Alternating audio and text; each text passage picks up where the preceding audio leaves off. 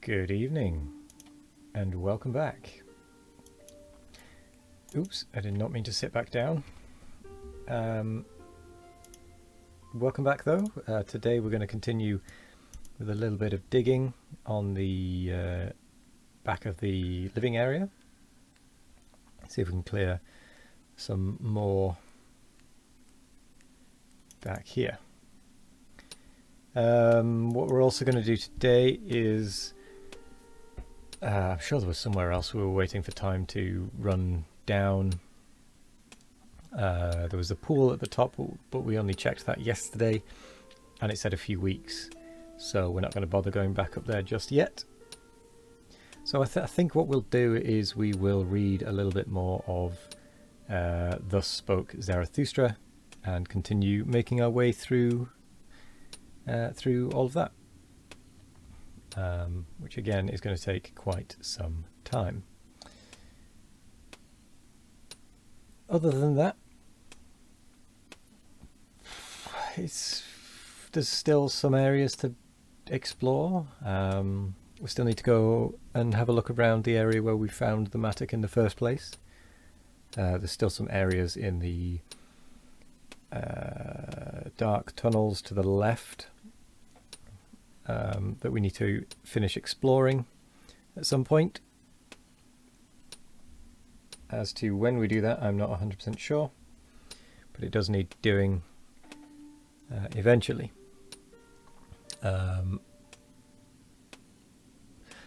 We also need to take advantage of the map room at some point, but I want to try and find as many places as I can before using the map room for its proper intended use.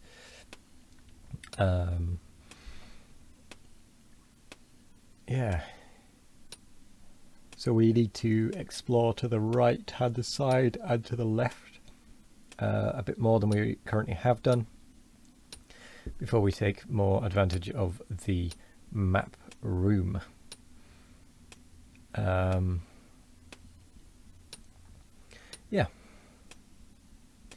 Yeah. Okay. So we've been digging away.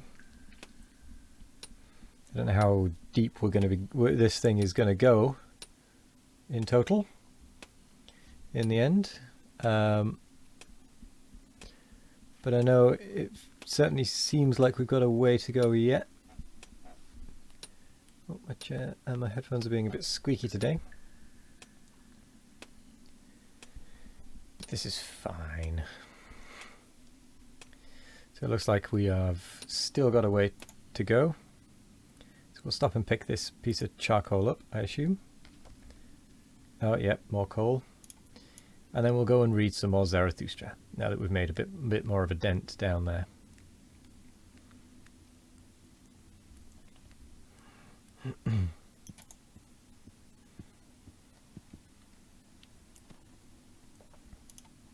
Read a book. Thus Spoke Zarathustra. No idle reading. 12. The flies in the marketplace. Flee, my friend, into thy solitude. I see thee deafened with the noise of the great men, and stung all over with the stings of the little ones. Admirably do forest and rock know how to be silent with thee. Resemble again the tree which thou lovest, the broad-branched one. Silently and attentively it o'erhangeth the sea. Where solitude endeth, there beginneth the marketplace, and where the marketplace beginneth, there beginneth also the noise of the great actors and the buzzing of the poison flies.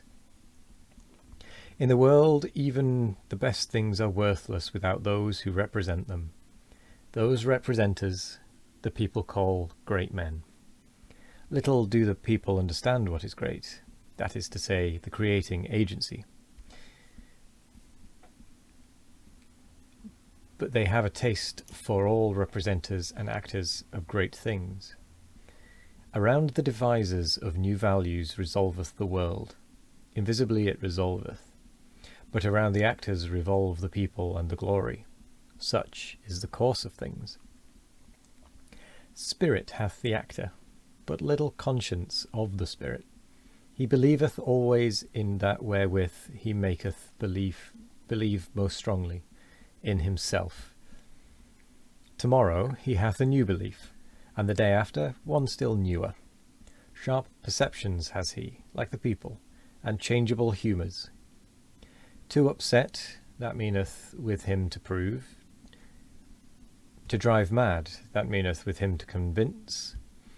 And blood is counted by him as the best of all arguments. A truth which only glideth into fine ears, he calleth falsehood and trumpery. Verily, he believeth only in gods that make great noise in the world. Full of clattering buffoons is the marketplace, and the people glory in their great men.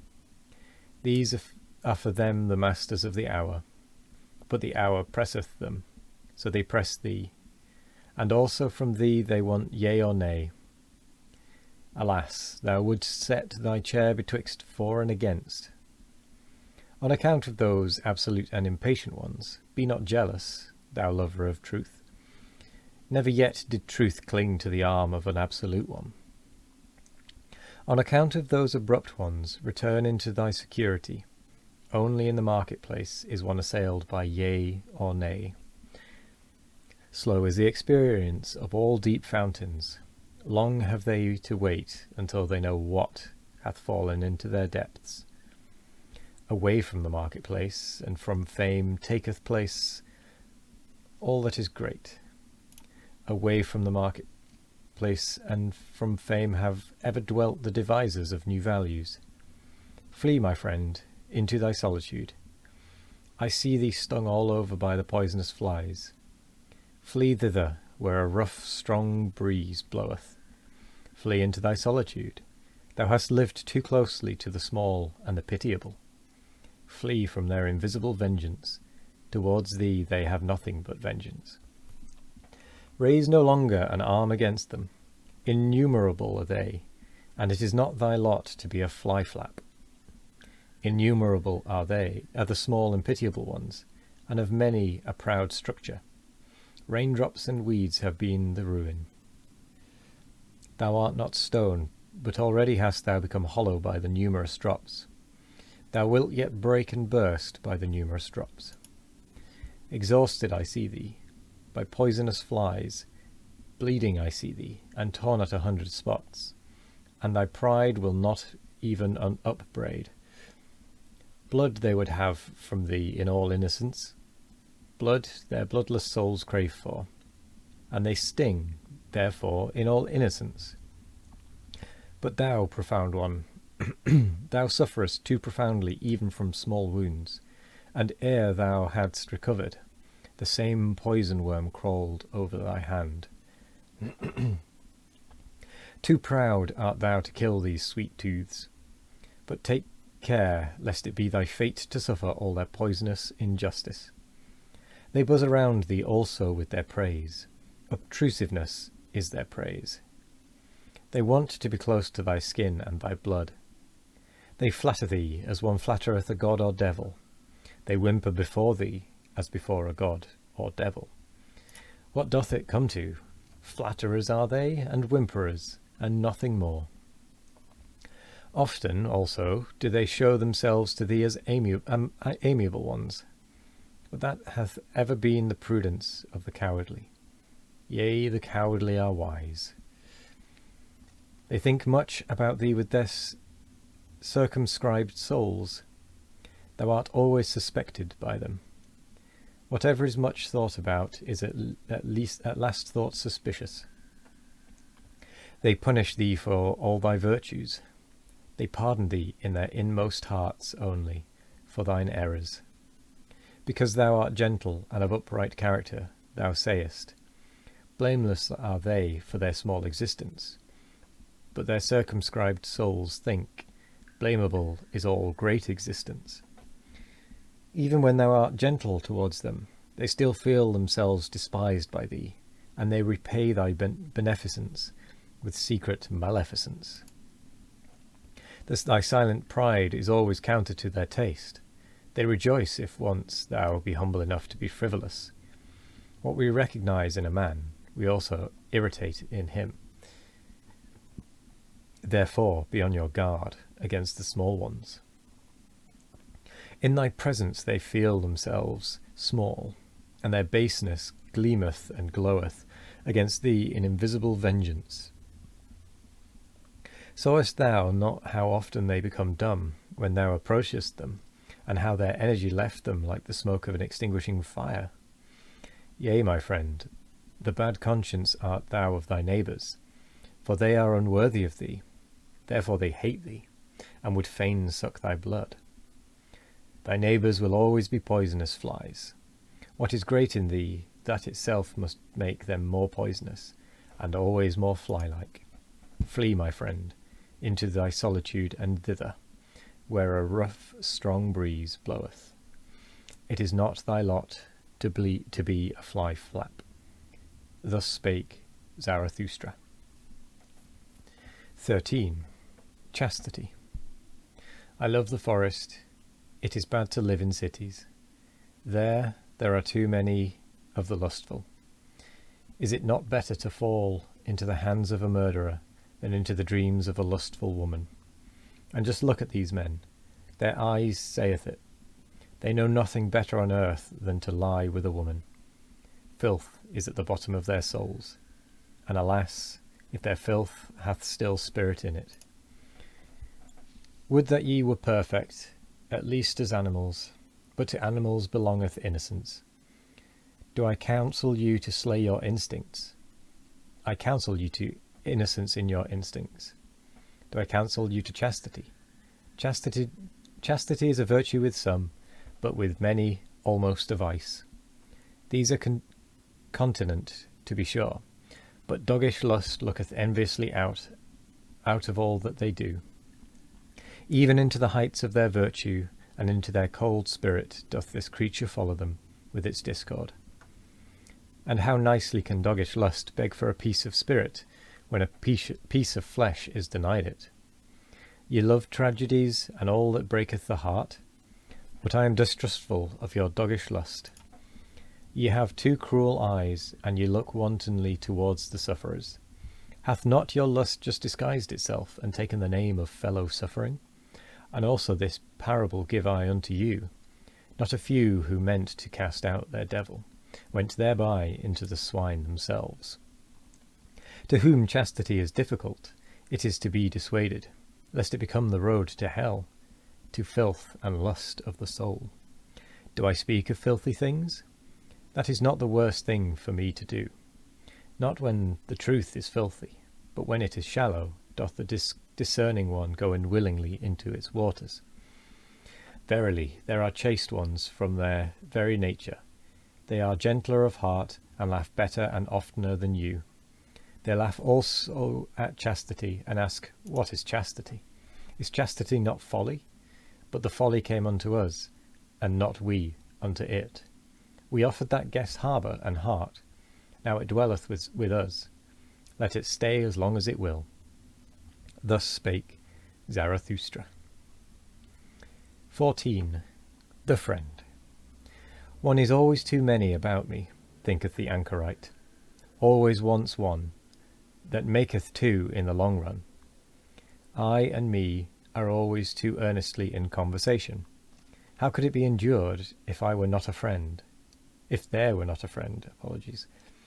The friend of the anchorite is always the third one. The third one is the cork, which preventeth the conversation of the two sinking into the depth. Ah, there are too many depths for all anchorites. Therefore do they long so much for a friend, and for his elevation. Our faith in others betrayeth wherein we would fain have faith in ourselves. Our longing for a friend is our betrayer. And often with our love we want merely to overleap envy, and often we attack and make ourselves enemies, to conceal that we are vulnerable. Be at least mine enemy, thus speaketh the true reverence, which doth not venture to solicit friendship. If one would have a friend, then must one also be willing to wage war for him, and in order to wage war, one must be capable of being an enemy. One ought still to honour the enemy of in one's friend. Canst thou go nigh unto thy friend, and not go over to him? In one's friend one shall have one's best enemy. Thou shalt be closest unto him with thy heart when thou withstandest him. Thou wouldst wear no raiment before thy friend. It is in honour of thy friend that thou showest thyself to him as thou art. But he wisheth thee to the devil on that account. He who maketh no secret of himself shocketh. So much reason have ye to fear nakedness. Ay, if ye were gods, ye could then be ashamed of clothing. Thou canst not adorn thyself fine enough for thy friend, for thou shalt be unto him an arrow, and a longing for the Superman. Sawest thou ever thy friend asleep, to know how he looketh? What is usually the countenance of thy friend? It is thine own countenance in a coarse and imperfect mirror. Sawest thou ever thy friend asleep? Wert thou not dismayed at thy friend looking so? O my friend, man is something that hath to be surpassed. In divining and keeping silence shall the friend be a master. Not everything must thou wish to see. Thy dream shall disclose unto thee what thy friend doeth when awake. Let thy pity be a divining, to know first if thy friend wanteth pity. Perhaps he loveth in thee the unmoved eye, and the look of eternity.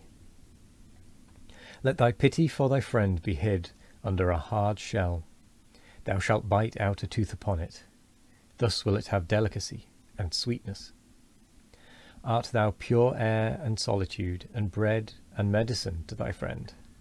Many a one cannot loosen his own fetters, but is nevertheless his friend's emancipator. Art thou a slave? Then thou canst not be a friend. Art thou a tyrant? Then thou canst not have friends. Sorry. Far too long hath there been a slave and a tyrant concealed in woman. On that account, woman is not yet capable of friendship. She knoweth only love. In woman's love there is injustice, and in blindness to all she doth not love. And even in woman's conscious love, there is still always surprise, and lightning, and night, along with the light. As yet woman is not capable of friendship. Women are still cats and birds, or at best cows. This must be an old thing. As yet woman is not capable of friendship. But tell me, ye men, who of you are capable of friendship? No, fair enough. Oh, your poverty, ye men, and your sordidness of soul, as much as ye give to your friend, will I give even to my foe, and will not have become poorer thereby. There is comradeship, may they be friendship. Thus spake Zarathustra. And I think we'll leave it there for that. And I should clarify, I'm reading an old, what I believe is to be an old poem. It does not necessarily reflect the views and all that jazz. I don't fully understand it, so it might not be saying what I think it's saying, but I think it said men are just as bad in the end. So anyway, I think we're going to leave it there. And we're going to sit and stare, and we're going to leave it till tomorrow. So I'm going to say thank you very much for watching. As always, have a wonderful morning, evening, afternoon or night, no matter what time of day it is. Have a wonderful one of it, and I will see you in the next one. Goodbye.